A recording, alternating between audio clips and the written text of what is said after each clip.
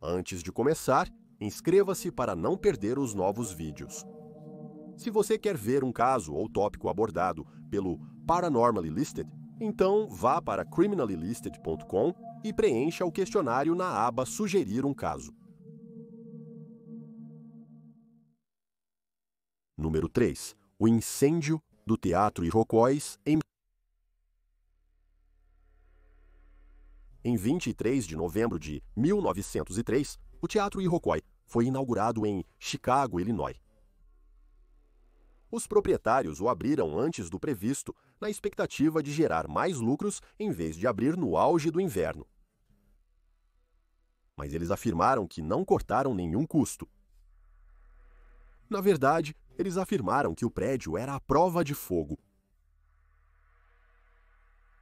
6 semanas após sua inauguração, em 30 de dezembro de 1903, houve uma apresentação do musical Senhor Barba Azul. Barba. O teatro tinha assentos para 1.700 pessoas, mas com espaço para ficar de pé, 2.000 pessoas poderiam caber no teatro. No segundo ato da peça, por volta das 15h20, a audiência viu um flash de holofote se espalhar para as cortinas. A equipe de palco tentou fechar a cortina de segurança, mas ela enganchou enquanto a equipe tentava apagar o fogo. Inicialmente, os assistentes de palco pediram calma ao público, enquanto tentavam controlar o incêndio. Os artistas e a orquestra continuaram com o show, tentando ignorar o incêndio. O fogo se espalhou, incendiando roupões e cenários pintados embebidos em óleo. O pânico entre os espectadores do teatro começou a se instalar. A plateia, principalmente mulheres e crianças, correu para as saídas. Funcionários abriram portas laterais, causando um golpe de ar que lançou uma bola de fogo pelo teatro. Pontos de calor no teatro aceleraram o fogo.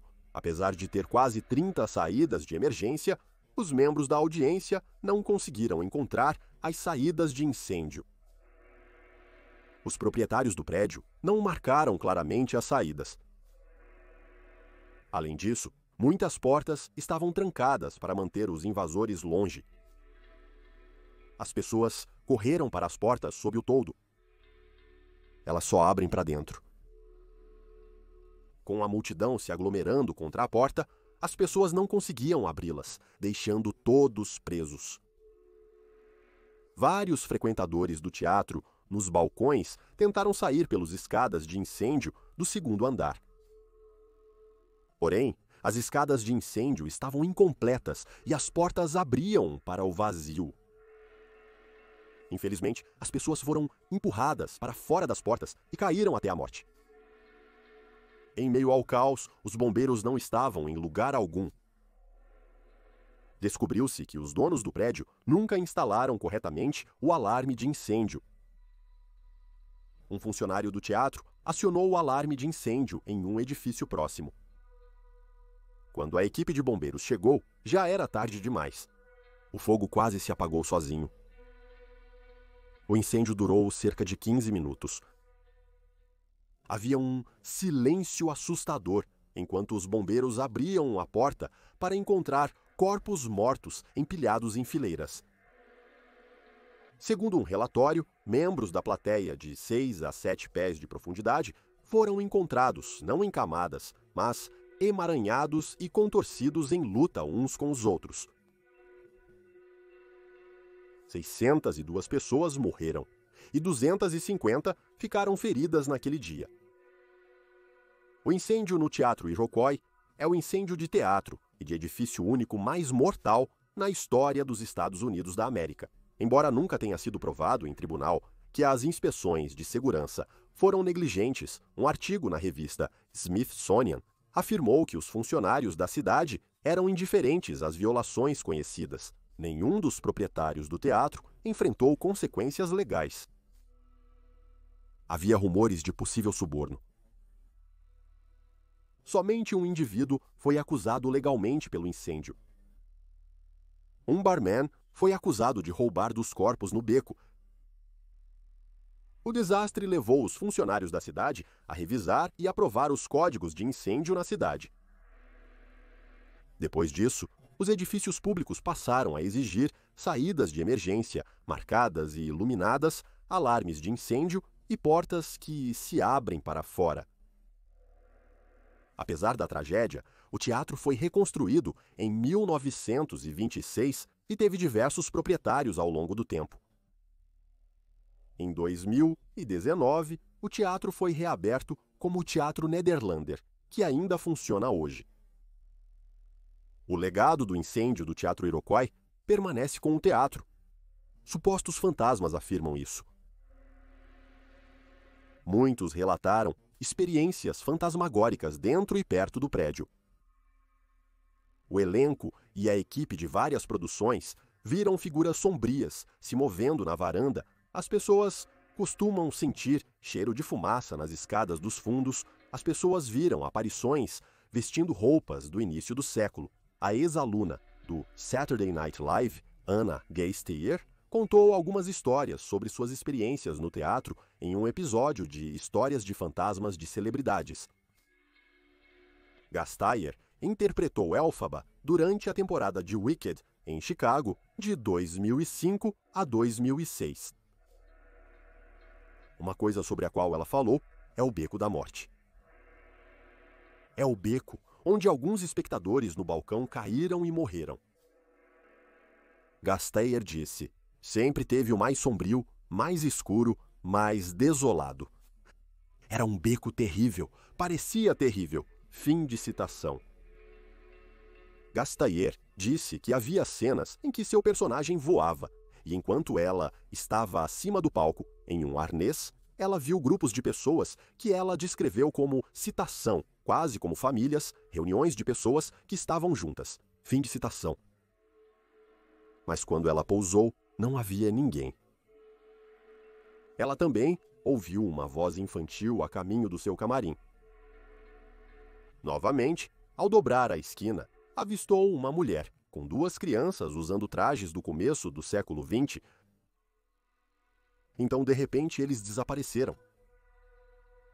Visitantes também saíram com fotos estranhas do Beco da Morte, como a que está na tela. Pedestres no beco sentiram uma mão fria tocá-los ou chamar seus nomes. Também houve avistamentos de aparições caindo no pavimento. Quando um gerente de palco foi para o beco para uma pausa para o cigarro, ele ouviu uma voz dizer: citação, a fumaça vai te matar. Fim de citação. Ele olhou na direção da voz e viu uma mulher usando uma saia de aro que rapidamente desapareceu no ar. Também houve ocorrências estranhas no 8º andar do prédio vizinho. O prédio era usado como um local de triagem antes dos corpos irem para o necrotério. O antigo Teatro Iroquois é um dos 42 lugares mais assombrados do mundo, segundo a Condé Nast Traveler, que foi selecionado independentemente pelos editores e escritores. 2. O incêndio de Bostigo. O verão de 1871 foi um dos mais secos da história de Wisconsin. Bushtigo, Wisconsin, fica às margens do Lago Michigan. Em 1871, era uma cidade movimentada de exploração madeireira, com uma fábrica a favor do vento que fazia baldes e vassouras a partir de troncos enviados pelo rio Bustigo. A cidade tinha lojas, hotéis, fábricas, 2 igrejas e uma escola, o que era impressionante para a época. A área tinha muitas árvores. Para construir, era preciso limpar o terreno. Por vezes, os trabalhadores provocam acidentalmente pequenos incêndios em matagais, mas são facilmente controlados. Pequenos incêndios florestais já haviam se aproximado da cidade de Bustigo com pouca preocupação. Porém, na noite de 8 de outubro de 1871, o ar frio intensificou alguns incêndios em matagais, impelindo-os para a cidade. Eventualmente, virou uma tempestade de fogo. De acordo com a Administração Nacional Oceânica e Atmosférica, uma tempestade de fogo ocorre quando o calor de um incêndio florestal cria seu próprio sistema de vento. Pesquisadores descobriram que os ventos de incêndios florestais podem atingir velocidades de cerca de 100 milhas por hora e temperaturas de 2.000 graus Fahrenheit. Enquanto a tempestade de fogo varria a cidade, casas, vagões de trem e árvores foram lançados ao ar e arrancados do solo. Os sobreviventes disseram que a tempestade de fogo era tão alta que eles a chamaram, citando, o som do julgamento. Fim da citação. Muitos no caminho da tempestade de fogo não tiveram chance. Fortes rajadas de vento arrancaram crianças dos braços dos pais. A fumaça era tão densa que os evacuados mal conseguiam ver enquanto corriam. Outros ficaram cegos por cinzas e brasas quentes nos olhos. O ar superaquecido queimou os pulmões de alguns. Muitos cavaram buracos no chão ou pularam em poços de água potável. Os moradores correram para buttes à água em busca de segurança. Mas isso causou outro problema. Algumas pessoas morreram de hipotermia na água fria. Outros se afogaram por ficar muito tempo debaixo d'água para evitar o ar quente. 3 homens que se esconderam em um tanque de água foram fervidos até a morte. Uma garota, Melga Rotstead, de 16 anos, tentou fugir do fogo, mas o calor intenso incendiou seu cabelo. As chamas então consumiram a jovem. Alguns moradores sobrecarregados simplesmente se deitaram, deixando o fogo consumi-los.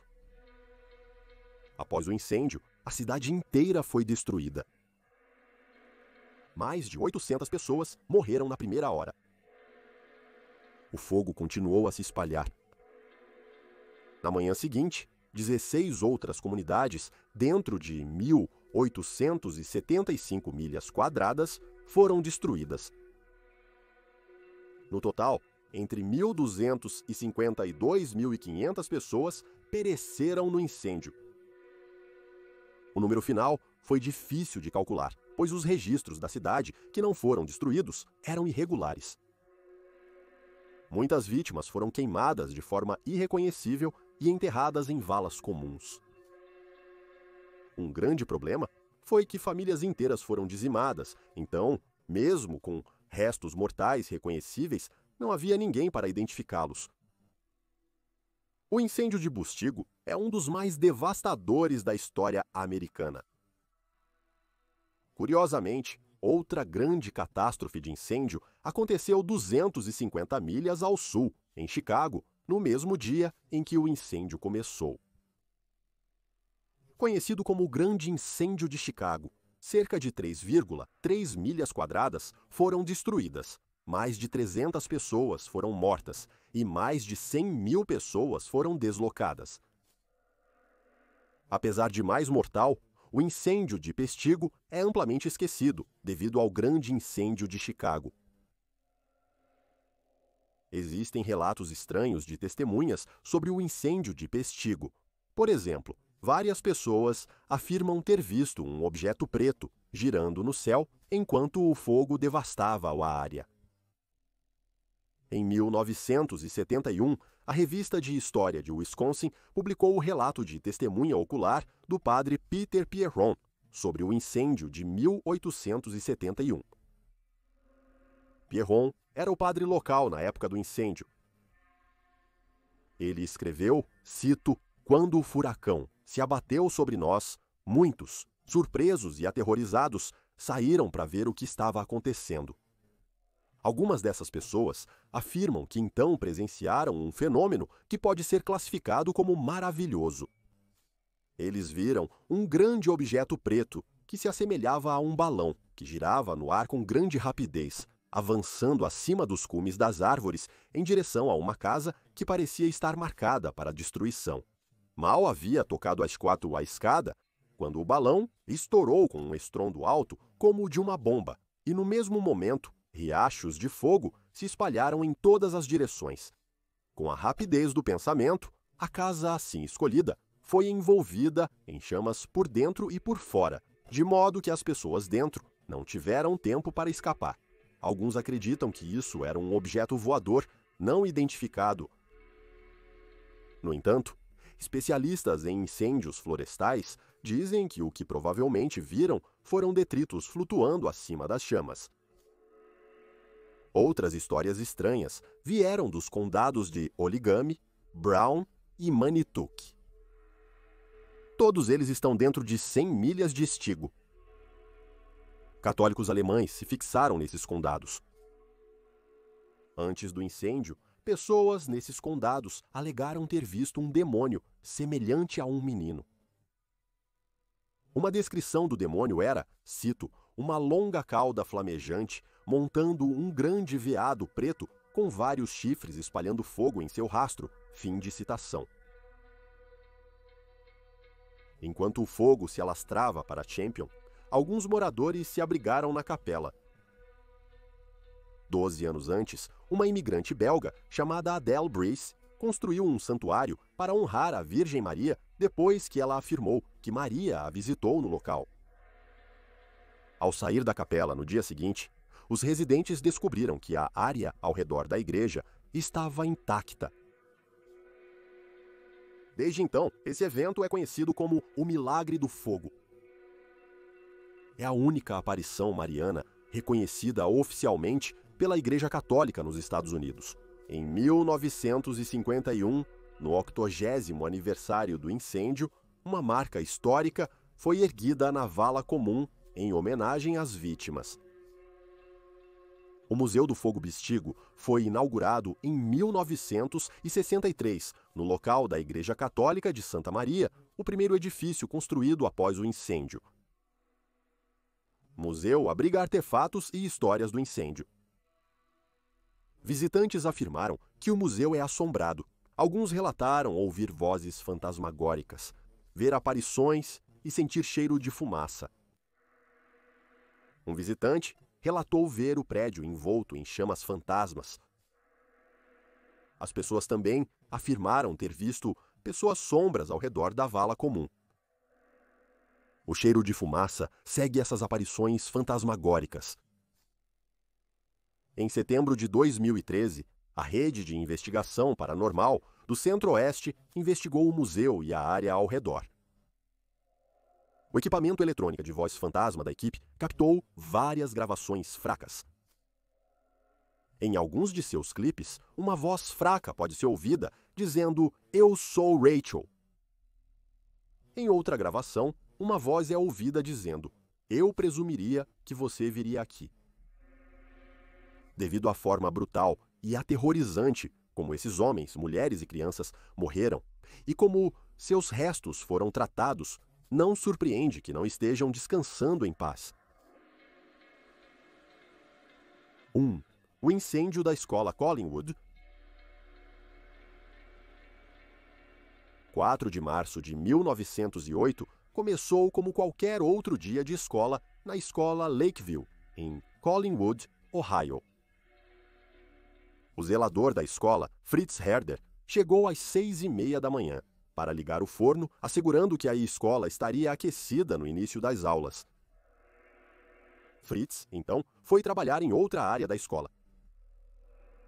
Às 8 da manhã, 366 alunos se acomodaram para amanhã. Infelizmente, por volta desse momento, o forno quebrou. Os tubos de vapor, sob as vigas do primeiro andar, ficaram tão quentes que o calor incendiou partes do chão. Os pisos oleados, padrão da época, e o interior de madeira fizeram o fogo se espalhar rapidamente. Fritz, pai de 8, 4 dos quais frequentavam Lakeview, notou algo estranho enquanto trabalhava. Fritz disse: "Eu estava chorando no porão quando olhei para cima e vi uma nuvem de fumaça saindo debaixo da escada da frente. Corri para o alarme de incêndio e puxei o gongo, que soou o alarme de incêndio em todo o prédio. Então, corri para a frente e depois para as portas traseiras." Fritz abriu as portas para deixar os alunos escaparem, mas isso só piorou as coisas porque o oxigênio intensificou o incêndio. Então as portas se fecharam com força. Em estado de pânico, Fritz correu para a sala de aula de sua filha de 13 anos, Helena, e instou-os a deixar o prédio. Fritz disse: "Não consigo me lembrar do que aconteceu a seguir, exceto que vi as chamas disparando por todos os lados e as pequenas crianças correndo entre elas gritando. Alguns caíram na entrada traseira e outros tropeçaram neles. Eu vi minha pequena Helena entre eles. Tentei tirá-la, mas as chamas me impediram. Tive que deixar minha criança morrer." Enquanto isso, estudantes em outras partes da escola assumiram que o alarme de incêndio era 1. Foi apenas quando eles desceram uma das escadas que perceberam que o incêndio era real. Alguns estudantes tentaram correr além das chamas, enquanto outros recuaram pelas escadas. A professora, 28 anos, tentou levar 39 alunos do segundo ano para fora da escola pelas portas dos fundos. Crianças já estavam lá tentando abrir as portas. Eles entraram em pânico quando as portas não abriram. Então, os estudantes se amontoaram na porta. Weiler tentou puxar os estudantes do amontoado e abrir as portas, mas os estudantes a pisotearam até a morte. Enquanto isso, os alunos tentavam fugir pelas portas da frente. Os estudantes abarrotaram a área, superlotando o vestíbulo até a porta da frente. Enquanto alguns estudantes tentavam voltar, outros corriam na direção oposta, prendendo todos no vestíbulo. Pais frenéticos e trabalhadores de um pátio de trem próximo correram para ajudar na escola. Alguns estudantes fugiram, mas voltaram correndo para resgatar seus irmãos no prédio. Mais tarde, bombeiros encontraram os corpos dos irmãos abraçados. Os socorristas tentaram abrir as portas, mas não conseguiram.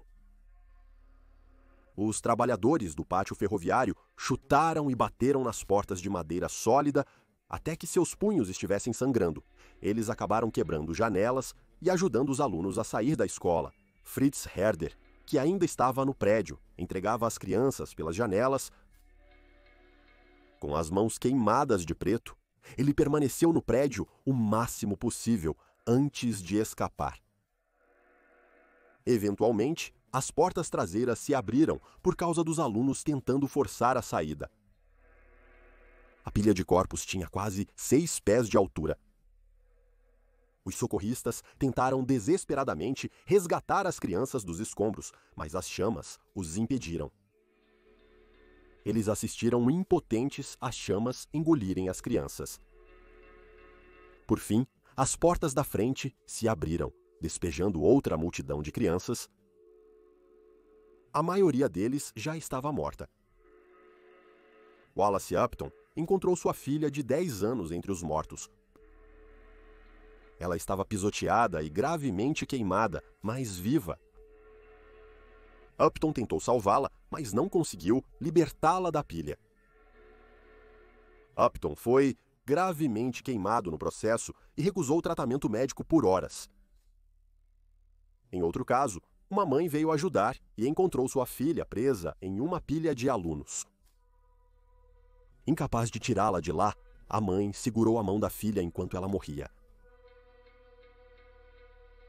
O corpo de bombeiros de Collingwood não estava pronto para a tragédia. A equipe, formada principalmente por voluntários, respondeu lentamente. O corpo de bombeiros, a 1 milha da escola, quando o incêndio iniciou, tinha somente uma carroça puxada por cavalos. Ao chegar, as mangueiras não tinham pressão de água para atingir o segundo andar, e as escadas eram baixas demais para o terceiro andar. Contudo, mesmo que pudessem agir, seria inútil naquele instante. O fogo estava muito intenso. O incêndio destruiu o interior da escola em meia hora.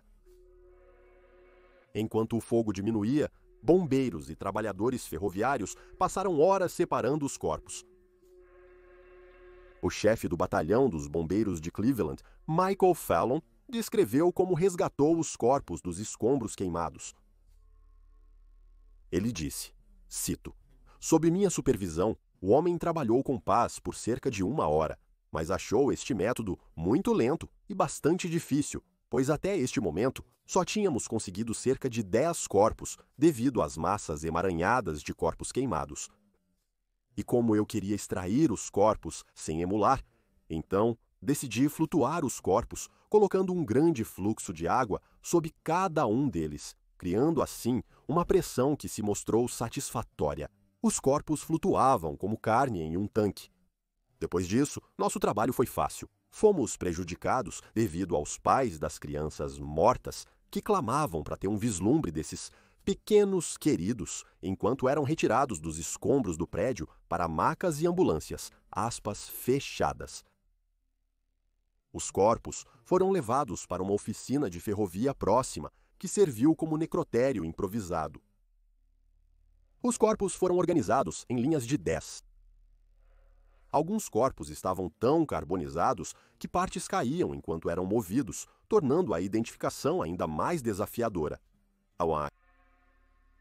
Famílias enlutadas lotaram a loja em busca de respostas desesperadas. Os familiares foram autorizados a entrar no necrotério em grupos de 10 para identificar seus filhos. Alguns estudantes foram severamente queimados, resultando em identificações errôneas de corpos. Outros corpos não foram identificados porque seus restos não eram reconhecíveis. Outros não foram identificados. 19 conjuntos de restos mortais não foram encontrados. Uma delas era Catherine Wheeler, a professora heróica que tentou salvar os alunos. No total, o incêndio de Collingwood tirou a vida de 175 pessoas, 172 alunos, 2 professores e 1 socorrista, John Krakenick. Ele foi um dos primeiros a chegar e foi visto pela última vez correndo para dentro do prédio em chamas. Quase metade dos 366 alunos matriculados foram dizimados em minutos. Os moradores de Collingwood, indignados e buscando um culpado, voltaram sua atenção para Fritz Herder. Uma multidão de 500 pessoas apareceu em sua casa horas após o incêndio. A polícia patrulhou a área para proteger sua casa. Fritz e sua família permaneceram em casa. No dia seguinte, 3 caixões com os restos mortais de 3 de seus filhos foram entregues em sua casa. Os corpos de 3 de seus filhos, 15 anos 13 e Ida, 8, foram encontrados aglomerados no 2º andar. Fritz também havia sido queimado no incêndio e estava usando bandagens. As pessoas deixaram o local quando viram os caixões e as bandagens. Os investigadores determinaram que Fritz não foi responsável pelo incêndio na escola. Fritz trabalhou como zelador em escolas locais até os 70 anos. Ele raramente falava sobre o incêndio. Ele morreu em 1958, aos 96 anos. A maioria das famílias optou por cerimônias privadas, mas a cidade adquiriu um terreno para um túmulo coletivo destinado às vítimas não identificadas. As famílias sem condições de pagar o funeral também puderam enterrar seus filhos no mesmo local. Os serviços funerários duraram quase 3 dias, do nascer ao pôr do sol. Devido à escassez de carruagens funerárias, muitos tiveram que usar seus próprios vagões para transportar os caixões aos cemitérios. As ruínas queimadas foram removidas e, em seu lugar, a cidade plantou um jardim público em homenagem às vítimas. O grande memorial, no centro, tinha 175 azulejos, cada um com o nome de uma vítima. No início, pensava-se que os estudantes não conseguiam sair pelas portas porque elas abriam para dentro. Porém, determinou-se depois que as portas abriam para fora. Um grande problema com as portas era que as maçanetas eram difíceis de destravar. Com uma turma de crianças agitadas, os alunos não conseguiam destrancar as portas. Além disso, um relatório sobre o incêndio disse que as portas do vestíbulo interno, que levavam às portas frontais principais, eram muito estreitas. Isso causou um gargalo de estudantes. Também as saídas de incêndio dos andares superiores não chegavam ao chão. O relatório também disse que o design do prédio agia como uma chaminé, forçando o fogo para cima e queimando o interior da escola muito mais rápido. Mais de 100 famílias perderam um filho devido ao incêndio em Paris-Isonde. Após o incêndio, muitas famílias vivenciaram eventos estranhos. Eles dizem ter visto os filhos falecidos em casa. Alguns ouviram vozes em outro cômodo e, quando entraram no cômodo, não havia ninguém lá. Após a destruição do prédio, a Escola Memorial Collingwood foi erguida no lote ao lado. Fechada em 1970, moradores que vivem perto da Escola Memorial, abandonada, disseram que viram uma luz brilhante piscando em uma janela do segundo andar e depois se movendo pelo corredor. Pessoas que são corajosas o suficiente para se aventurar no prédio afirmaram ter sentido quedas de temperatura e pontos frios. Eles também ouviram crianças gritando. O Jardim Memorial, que fechou nos anos 70, também era uma fonte de estranha atividade paranormal. Visitantes afirmam que sentiram o fedor de fumaça tão pútrido que deixaram o jardim. Recentemente, a Escola Memorial foi demolida e substituída por outra. Até agora, não houve relatos de atividade paranormal.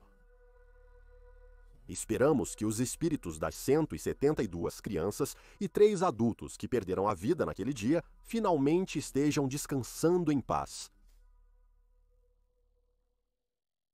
Muito obrigado por assistir a este vídeo. Esperamos que você o tenha achado interessante. Se você achou interessante, por favor, certifique-se de se inscrever. Teremos um novo vídeo sobre o paranormal toda semana. Se você acabou de descobrir este canal, por favor, certifique-se de conferir nosso outro canal, Criminally Listed. Temos mais de 325 vídeos apresentando histórias de crimes bizarros, mas verdadeiros. Você pode encontrá-lo em youtube.com/criminallylisted. Também temos um podcast sobre casos não resolvidos que foram solucionados, chamado Criminally Listed Presents into the Killing. Você pode encontrá-lo no Stitcher, Spotify, Amazon Music e onde mais houver ótimos podcasts. Obrigado por assistir.